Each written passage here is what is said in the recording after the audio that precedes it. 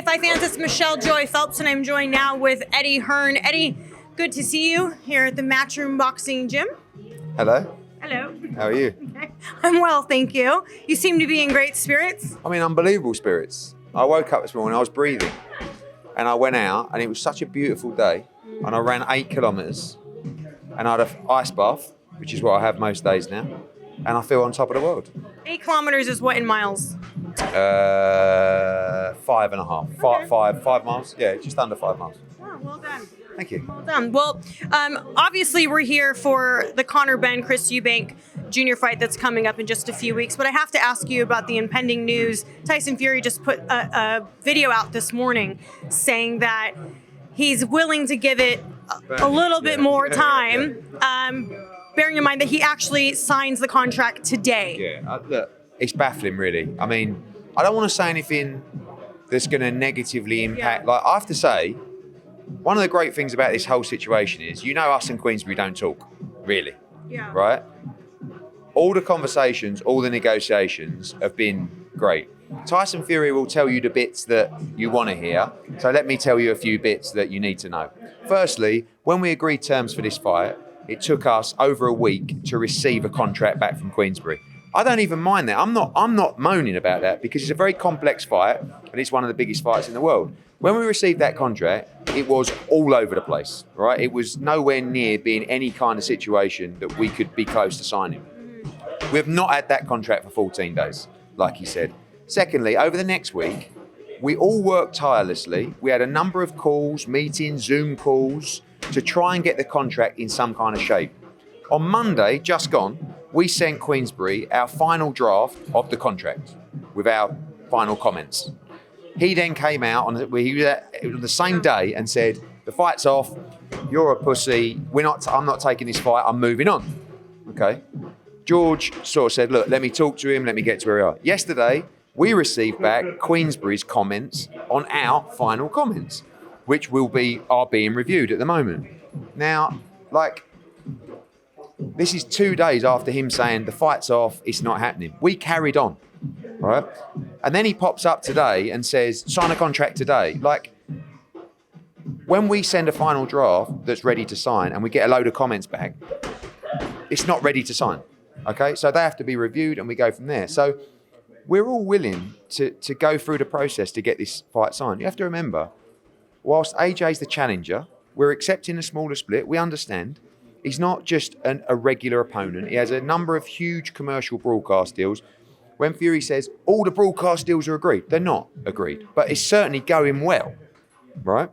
When he says you can be involved in everything, no, that's not what the contract said, right? We don't have any say, especially a final say, in any of these deals, which is a major problem for us, bearing in mind AJ's commercial contract. So I haven't actually got anything negative to say about, Queensbury have done this and Frank, and I don't think they could either. It's just Tyson Fury. In the meantime, he's offered fights to Manuel Char. He's just offered a fight to Derek Chisora yesterday, I think. And yet then he rears his head today and says, okay, I'll give you today. It's like, it ain't going to get done today. So I don't know what else to tell you. And it's not a case of, some people who don't really say understand. You haven't really got to even understand the contract when they'll try and go, well, just sign it. It doesn't, there's deals that, and we're not a million miles away in all honesty. And I don't know if it's going to take 48 hours, 72 hours, but it's going to be signed when it's in the right place. And it's not just a case of we're out the fight, okay, and then on 2 days later, just wake up and go, I'll give you another day, sign it today. Because we just received the comments back yesterday. So, again, I can't... How confident are you that the final draft, based on what comments? Draft? Yes, based on based on the comments you sent to Queensbury, and them now returning it. There's a lot of comments. It's not like just one line out of a contract. They come back with a full. To our understanding, it was just broadcasters that was sort of holding this up. No, there's a number of comments from our final draft which we didn't feel were unreasonable. But again, I'm not saying Queensbury have to sign that contract. You have to understand, when we received the contract, which was, I think it was about 10 days after we agreed terms, right? Which was a long time, but again, it's a complicated contract. It was miles away. We spent that next week trying to get it in some kind of decent shape, right? Of which we're getting there. We sent our final comments. They've just sent a load back. We're going to review it. But it doesn't really work when someone comes out on the morning and says, sign it today. Because, and by the way, Queensberry aren't asking us to sign it today. Right? They understand the process and they're happy to keep working through the process. But all those videos do is just sort of cloud the mind and not get anyone's back up, because we all want to move at pace. But you have to understand as well, like AJ is jumping through hoops to make this fight. He's just coming off an Usyk defeat, right? You asked me the other week, do you think he should be taking this fight? He's acknowledged and accepted he wants to do the fight. Yeah. He's having to train much quicker than he would have before, right? He's jumped at a date that he didn't really want. He wanted December 17. They gave him an ultimatum, and he's basically, Fury's saying, I'm saying yes to everything. Not really, but we're saying yes to everything. And I don't think it's a bad deal. I'm not sitting here saying it's a bad deal, or I'm just saying there's a process we have to go through to make the biggest fight in boxing. But you can't call a deadline on Monday, we send the final comments back, then you pull out the fight, and then 2 days later you come back and say, actually, I'm back in the fight, sign it today. And I don't know. Again, like, do you think that he's calling your guys' bluff, or do you really believe that? I think he wants it, but I don't think he knows what he's doing. Like, you can't, like, basically everything he says, he doesn't stand by, like, mostly, right? So, whether that's, I'm retiring. Okay, I'm coming back to fight again. Okay, I'm retiring again. Okay, I'm fighting Usyk. You're not fighting Usyk. You never wanted to fight Usyk.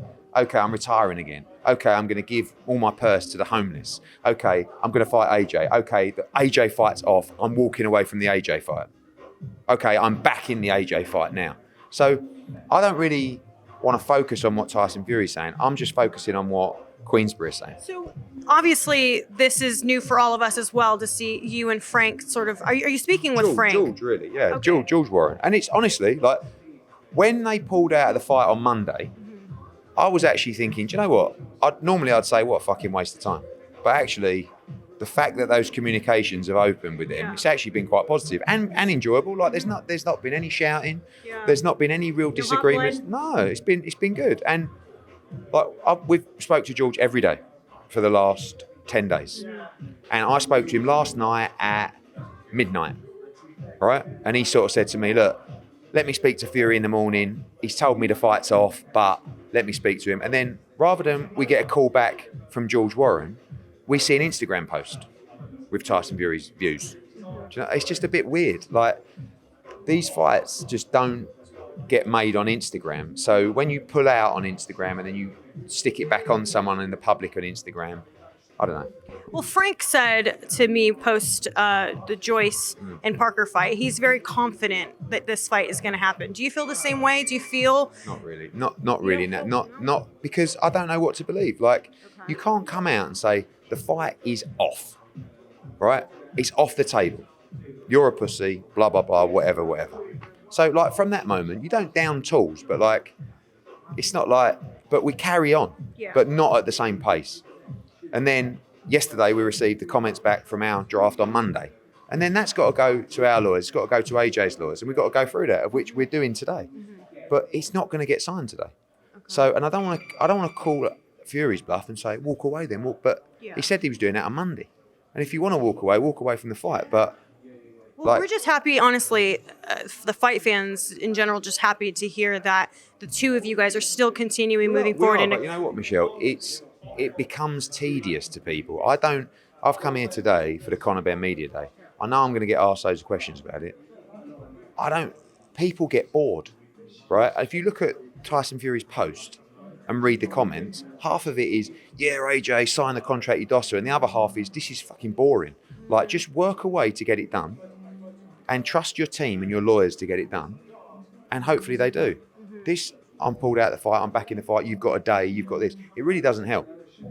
So part of me, and he's not stupid, and part of me wonders why he's doing that. Like, especially when they're offering Derek Chisora the fight. You know Tyson Fury is the king of mind games. Exactly. No, but this isn't mind games to AJ. This is mind games to the perception of the situation. So I'm happy with that, but I've got nothing negative to say about the process that's unfolded. Yeah. Has it been slow? maybe they could have got us the contract quicker. Maybe we could have replied a couple of days quicker. But it was so far, the contract was so far out. We had all those calls that week to go through everything. So I don't think it's been a bad process. But also, it's a massive fight. And it's not. You keep saying you're just a challenger, AJ. It's not just a challenger. It's Anthony Joshua. And I'm not saying that he deserves 50-50. I'm just saying he has a number of major deals in place, and he's operated at a level where he's not just going to say, "Yeah, Queensberry, you just do the deals you want, and you have final say over everything." And I'll just, that's his money. And AJ says Fury says he's not an equal shareholder. No, you're right, but he's 40% shareholder in the fight. So he has the right to make decisions as well, or be involved in conversations. Right. Not just let them go out and do deals and hopefully it's a good deal. Do you know what I mean? So anyway. Well, I'm hopeful. I'm crossing my fingers. I'm hopeful, and then I'm not hopeful. And then I'll see you say, and then it's dead. And then, oh no, they'll give us a day. Again, I said on Saturday night, it's not getting signed on Monday. It's not getting signed today. Honestly, we're going to go back with our comments today. If they accept it, maybe it does get signed today or tomorrow. If they don't and they come back with a red line like they just did, it will take another couple of days. Yeah. Well, we'll see what happens. Getting straight to it, I also want to ask you about the fight between Conor Benn and Chris Eubank Jr. So I watched a few of the episodes last night, kind of just, seeing if there's anything I had missed. And one of the things that obviously makes a great storyline is the backstory with their fathers and how, Conor feels like this is like avenging something for his father. Chris Eubanks made many comments, sort of, I guess, not taking this fight as serious as he would with other fights, like with Triple G or whatnot. Just overall, what's been the whole process with your guys' side, and also clarifying the whole weight limit thing, because there seems to be no, you wanted it like this and you wanted it at this weight. I think whenever you make a fight with two guys from a different weight class, it's very important you've got both camps battling their corner, right? So Conor didn't really care about the weight, he just wanted to fight. Tony Sims and the management make sure, by the way, just to put things into context, this fight took 3 months to make. 2.5 months to make. Right? It's a massive fight. It's not as big as Fury Joshua, but it's a massive fight. It took nearly 3 months to make from when the first contract was sent. Yeah. And now you're talking about 2 weeks for the other one, right? So this was more about where do we get to? Where's fair? Right? It's a massive disadvantage to Conor Benn moving up to this weight, but it's also got to be a disadvantage to Chris Eubank to come down in weight. Okay? So we felt that 157 was the number that was still a disadvantage to Conor Benn, but also a disadvantage to Chris Eubank because he's got to bring 3 pounds off. I still think the advantage in the whole situation is with Chris Eubank Jr., but it's going to be tough for him, and it's going to be tough for Conor Benn to all of a sudden fight at 10 pounds above his normal weight limit. So it's just you've got to understand the history of the families. This is the biggest rivalry in British boxing, Benn Eubank. I grew up in it because my dad promoted both fights. Right. And when I say Nigel Benn hated, when you talk about making a fight like Fury against AJ, they don't like each other. They don't hate each other. These two hated each other. For Nigel Benn's career, Chris Eubank was the guy. And Eubank, as you saw, in the gloves are off. And it's very similar now, the two sons. Eubank is sort of posturing and just sort of coming out with some bizarre comments. And Conor's and that's Nigel and just the dad. Yeah. Exactly the same. And the second fight was a very controversial draw. And Nigel Benn felt for many years that he should have won that fight. He probably should have, to be fair. And it's kind of eating him up that it's always been 1-0 with a draw. And this is a bit this. I feel like this means a lot more to the Benn family than it does to the Eubank family, because they've been waiting. Clearly, because Eubank Senior wanted to wait another year for this fight to happen, anyways. Yeah, and at the end of the day, the Benns really want to win this fight. Yeah. So does Eubank, but and Eubank does genuinely think this is an easy fight for him. He's definitely taking him lightly. The 60% thing, I actually agree with him. I don't think he's had a massive camp with Roy Jones Jr. I don't think he's had a long camp He's doing his own weight with but he just feels like I'm much too good and too big for him. I'm just going to knock him out. And Conor's looking fantastic. He's trained really hard for this fight. It's a massive fight. Right. Well, I'm going to wrap this up because I know that there's a bunch of people waiting for you and you're a busy, in-demand man. Crossing my fingers still, hoping for some great news next week, especially since I'm here. I would love to be able to cover the press conference. So thank you for your time. I appreciate it. Bye, Fight fans. Hey, Fight fans, it's Michelle Joy Phelps. Make sure you subscribe to my YouTube channel by clicking this icon right here and hit the bell button below so that you can receive an alert every time we upload a new video.